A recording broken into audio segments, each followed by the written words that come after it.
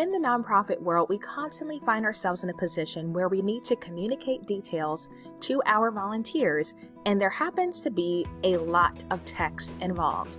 So one of the things that we can do to help our emails communicate more clearly is to break up the text with the use of photos and graphics. But we don't want to take forever creating these graphics that it takes hours and hours just to send an email.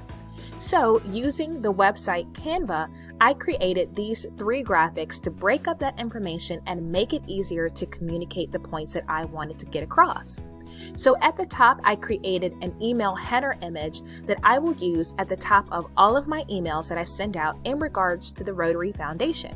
All I need to do each time I email is to change the area on the top right and put the addition that it is.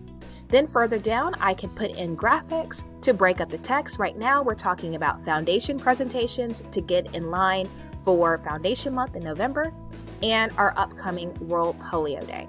So now that you see the finished result that I created in MailChimp, we're going to hop on over to Canva and I'll show you how these graphics were created.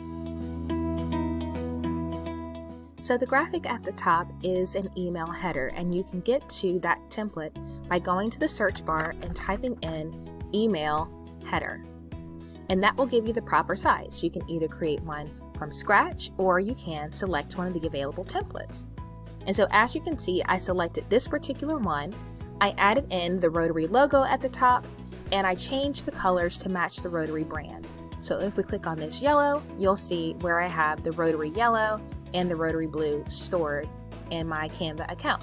This is something that you can do with the Canva Pro account, which you can get for free by clicking on the link in my description and letting Canva know that you are a 501c3. So that's how I create the graphic for the top, and you can click on the text to change that for the different editions of your newsletter. After I created that email header, I wanted some graphics created so I could break up the text. And I didn't want them to be as wide as the email header at the top. So what I actually used was the SoundCloud banner template. And if you click on that, it'll give you a bunch of options on the side. And here is what my graphics look like. So I was able to take one of the graphics on the side, change the colors to match Rotary's colors, change the text to match Rotary's text. And then this particular one, I took an image I found on Facebook and I stretched it so that it fit into this area. So when I'm done creating all my graphics, I just click on download.